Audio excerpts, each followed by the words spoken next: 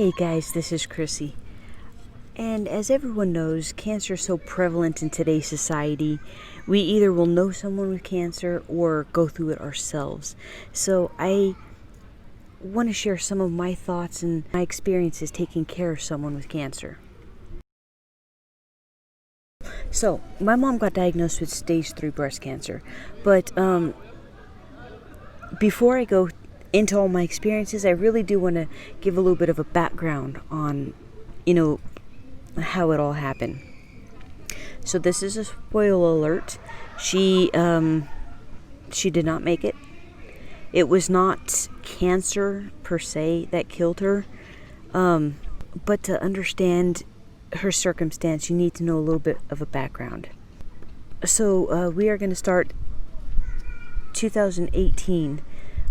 2 days before Thanksgiving, she got diagnosed with a lung disease called pulmonary fibrosis, which what it is hardening of your lungs. The doctor described it as you're pouring cement around your lungs waiting for it to dry. And so at that point, she still had 40% of her lungs was already damaged at this point. And this is 2018, 2 days before Thanksgiving. So I looked up online and I read that people who got diagnosed with this disease normally live between 3 and 5 years after they get diagnosed. So I lived in a town about an hour away. I didn't get to come down and see her very often because of my job. I actually had 2 jobs, so I did not see her as much as I wanted. So I quit both of those jobs and I moved to the town where my mom lived. So the beginning of that next year. Alright, so January 1st of 2019, I had a job in a house in the town where my mom lived. I had a pretty good job. I worked at the hospital. I had a pretty good job here. And February 1st, she finds she has a lump. She goes to get it tested, and the wonderful individual who she was married to decided, I'm out of here. She's dying. I'm not going to bury another wife. And apparently, he's had 5 wives before. Every single one of them have come down with cancer. Talk about a toxic person. So, the husband left. My mom also took care of my grandmother, which is an elder lady. Of course, she's grandma. But my mom took care of her. And that is what my mom did for money, is she took care of my grandma. So this douchebag leaving, I've heard horror stories about what chemo does to people. And someone needed to take care of my mom. So I quit my job that I had just gotten, and I, right before my mom's chemo. So, I'm sorry, I'm skipping ahead. February 1st, she gets diagnosed with stage 3 breast cancer. So that was February 1st. The 4th, she had an appointment to meet with her oncologist. The 7th, she met with her cancer surgeon. And yes, I am holding, this is Aqua. She's so cute. That's beside the point. February 8th was her 60th birthday, right? So she just turned 60 years old. Now she's going through lung issues. She has breast cancer. Her husband left. And so 8th was her birthday. The 13th, they did port surgery. So they inserted a port, which I will show pictures of here too, in her vein here for chemo. So her first chemo was scheduled February 19th.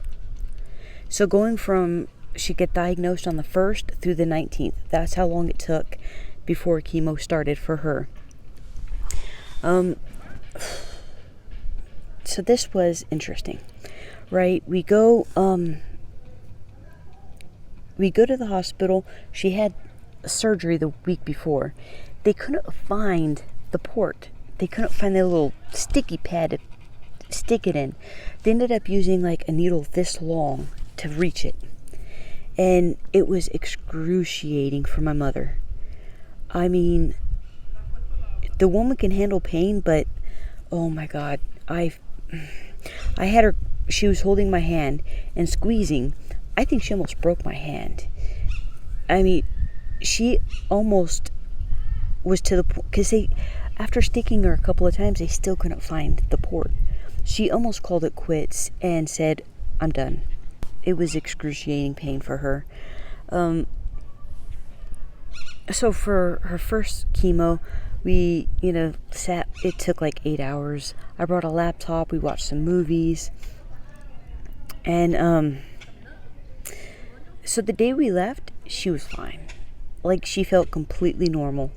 The very next day, about noon, she became extremely weak and extremely tired. She went to go lay down on her bed, and it was almost like looking at a lifeless body. I went in and checked on her every 15 minutes to make sure she was still alive, and I can't express how scared I was that she was going to die that day. There was no, she couldn't even lift her head up off the bed to tell me she was doing okay. All you heard was mumbles, I'm fine. And I was so scared. 2 days later, she told me that she actually passed out. She was sitting on the toilet going to the bathroom, and she passed out.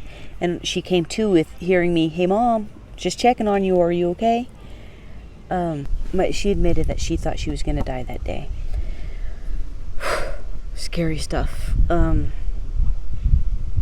Later on that evening, she was able to get up. She came out to the living room, and I ended up calling an ambulance to come and get her because she was so weak and tired. She couldn't focus on anything, completely not coherent.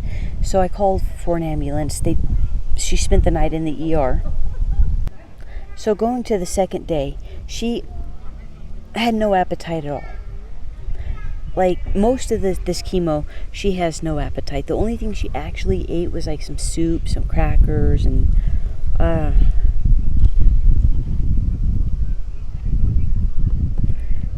pretty much that's it. There's times where she went to have me go get her some cottage cheese because she liked cottage cheese.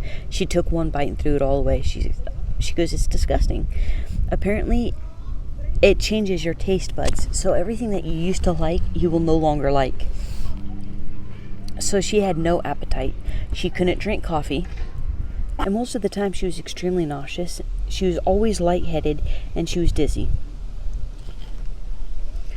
So day 2, she almost died. She passed out. She thought she was going to die. Day 3, she was a lot lightheaded. She was weak. She had no appetite at all. She was up all night long with diarrhea. But that was most of her symptoms, was weak and lightheaded and extremely tired all the time. I stayed with her at her house for a week after she had chemo because I didn't know how it was going to react with her. So I spent an entire week there. I slept with her that entire week. I don't think I actually slept. I made sure she was still breathing all night long, kept feeling her head to make sure she doesn't have a fever. If she got up, making sure she's okay and doesn't need anything. I mean, I was literally there to take care of my mother. No one else could have. So off and on. Some days she slept okay. Other nights she didn't sleep at all because she was throwing up all night or diarrhea. But the bad thing is, I didn't know how to take care of her. I've never dealt with someone with cancer. I've never dealt with cancer. I didn't know what to do to help her. So there's nothing that I could have actually done to prepare myself for my mom getting cancer. there's nothing I could have done to get myself ready. So because she has a lung disease, it's also getting really hard for her to breathe. Like, really hard for her to breathe. So, day 8, the doctor prescribed her oxygen. So she had at-home oxygen, and she had a portable tank that she took with her. And it really did help her. I mean, it really did. And that's the day when I decided that I can finally go home and sleep at my own house. Bad idea. That night, she called me up in the middle of the night saying, "Chrissy, I am so sick. I need you." And this was like 3 o'clock in the morning. So I rushed to my mom's house, and she was sicker than a dog. I mean, she was sick. I ended up taking her. She was able to get in my car, so I took her to the ER, and that's where she spent the next 8 hours. The doctor did a whole bunch of tests, a whole bunch of blood work, and he said the reason why she's so dizzy and like in as bad shape as she was is because she had hardly no magnesium. So he suggested getting magnesium pills.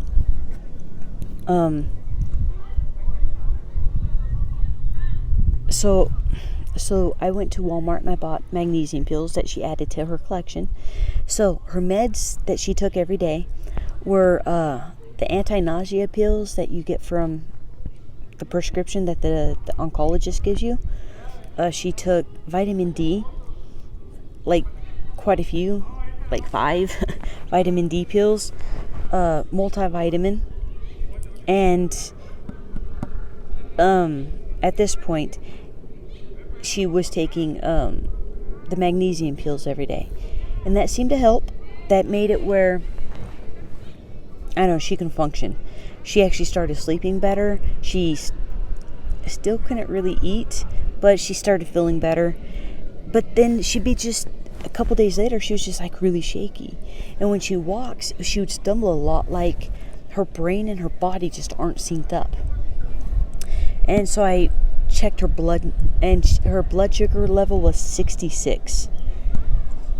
Yeah, she's never had a problem with blood sugar, so I kind of just had her eat. We checked her blood regularly from then on out, and made sure it was, in the proper range, so that helped out. So on day number 13 was an interesting day. My mom woke up and she was kind of just running her hand through her hair and pulling out like clumps of hair. And so she made this entire pile of hair before noon because she just kept playing with her hair. And so day 13 is when her hair started to fall out, the morning of the 13th day. So that's also the day where we shaved her bald, like the doctor suggested we do. And so that was interesting day. Her chemo regimens that they wanted to do was every 3 weeks do chemo for 6 times. So 6 rounds of chemo. So March 2nd to March 12th, we're going in for her second round of chemo, and I am terrified. Being is her first reaction with chemo, almost killed her a couple of times, and the whole taking the chemo, I was, oh my god. Oh yeah, the first part of it, when they're putting the needle in for the port the first time, the needle kept popping out. So it wouldn't even stay. So it's like, oh my gosh. I was absolutely terrified for her to go in for a second round of chemo. She was terrified as well. Man.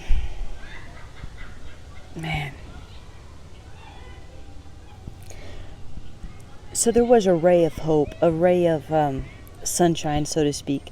Right before, they administered the chemo, she goes into the oncologist, and the oncologist is asking how chemo went, what was her side effects. And so we told the doctor everything that my mom went through. And so the doctor backed off of one of the ingredients in the chemo. And then the doctor was trying to find the tumor, the cancer tumor, and absolutely could not find the tumor. The cancer tumor was, she couldn't feel it anymore. So that was a plus. That was a ray of hope, kind of, So they go in for the second time. They put the needle in the port, and this time there was no issues. My mom didn't even feel it. So, thank God.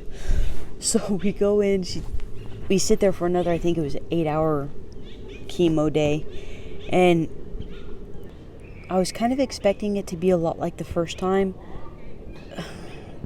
It's chemo. But so here's the cool thing. The second time around, the first day she was fine. The second day, she had a lot of muscle cramps. And she was tired.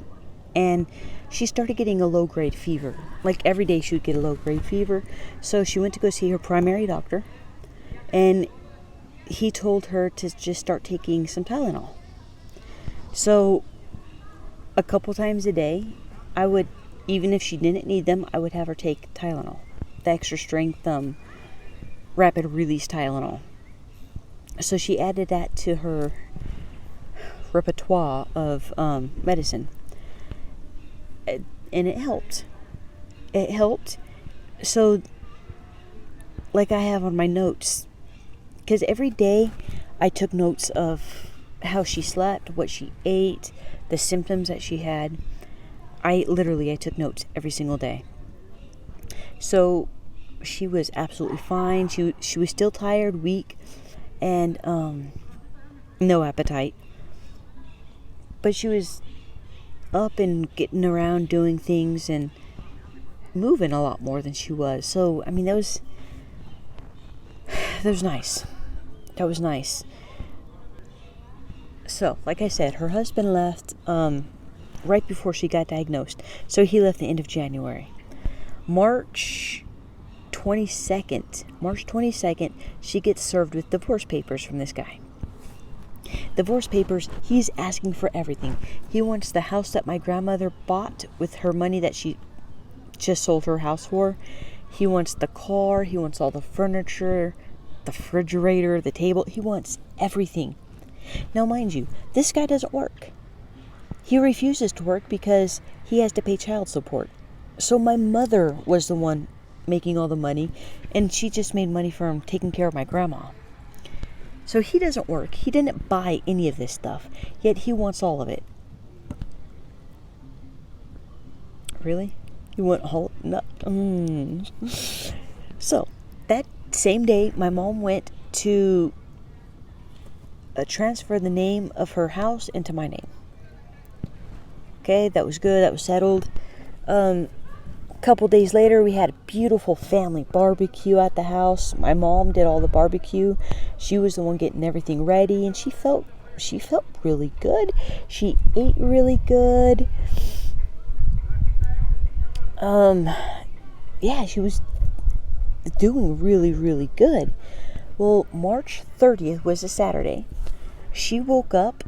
She was sitting on the edge of her bed, and it's like, Mom, what's wrong? And she couldn't breathe. I had an oxygen reader. So she was sitting on the edge of the bed with her oxygen, and I got the oxygen reader, put it on her finger, and her oxygen level was 52. Dude, 52? That's dangerously low. And so I turned up her oxygen all the way. And I just told her, just focus on your breathing. So she did. She was focusing on her breathing. And her oxygen went up a little bit. I think it went up to like 68. So I told her, I'm like, Mom, I have to call an ambulance.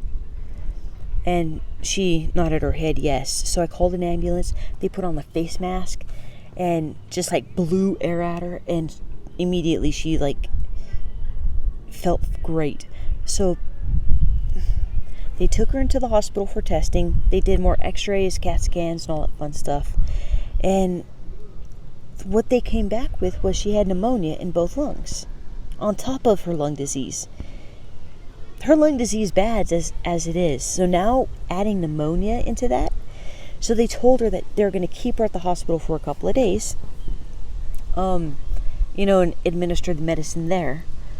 So my mom agreed that was best. They took her upstairs, gave her own room up there, and her doctor was trying to get her breathing normal, because my mom's breathing was like, so the doctor was trying to do different tests to get her breathing halfway normal, and it wasn't working. And then the doctor looked at my mom, and she saw that my mom was starting to strain when she was breathing. So she looked at my mom, who was wearing a mask with a lot of air, and the doctor told my mom, she goes, Cindy, I need to incubate you. Do I have your permission to incubate you right now? My mom shook her head, yes.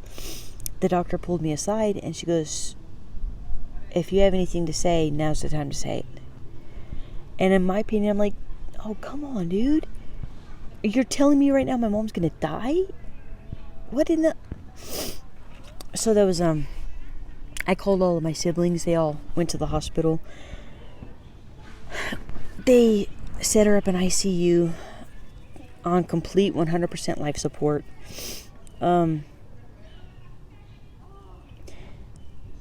This whole time, I still thought she had pneumonia. So it's going on April 3rd or April 2nd. And her ICU doctor, then the two ladies come in to her room. The two ladies wearing white coats. Everyone knows what that means. The ladies wearing two white coats. And at this point, I really still thought she had pneumonia. Later on, I talked to her actual ICU doctor, and he goes, no, this isn't pneumonia. This is, her lungs have just gotten too bad. And even on 100% life support, it was failing. Her oxygen levels are at like 82, and they're still dropping.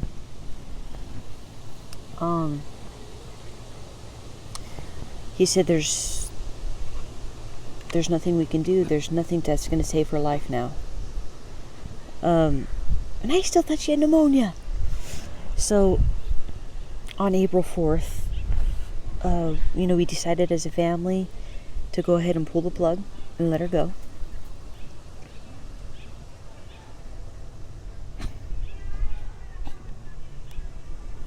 So on April 4th, my mom passed away.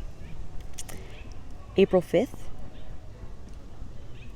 April 3rd, before my mom passed away, April 3rd, I got a message from the douchebag she was married to, and he messaged me. He goes, just asked how my mom was doing, and I'm like, oh no, everybody here's fine. He's not worthy of information that my mom's in the hospital, and he goes, oh, okay, that's good. My mom died on April 4th. April 5th, he sends a cop to my mother's house, and he told the cop, he goes, yeah, my wife just died, and the kids are going to sell everything she has, and everything that's in that trailer's mine. I'm entitled to everything. Are you freaking kidding me?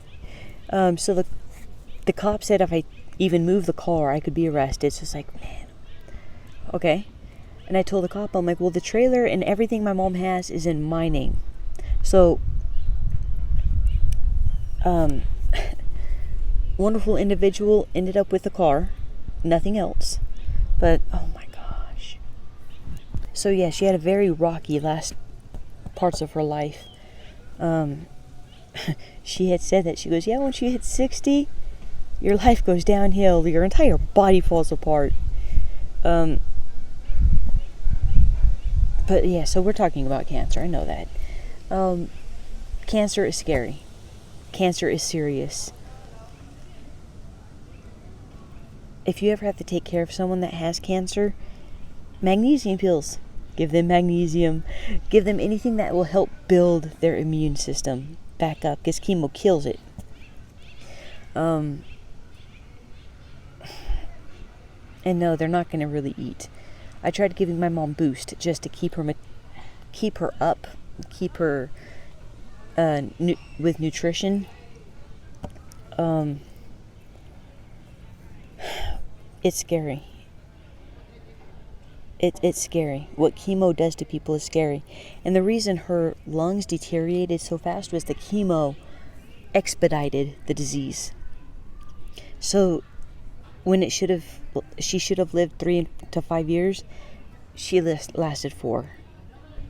Technically, she lasted 3 after she started chemo. Stupid chemo. But it's not fun. If you have any questions, please feel free to ask. Feel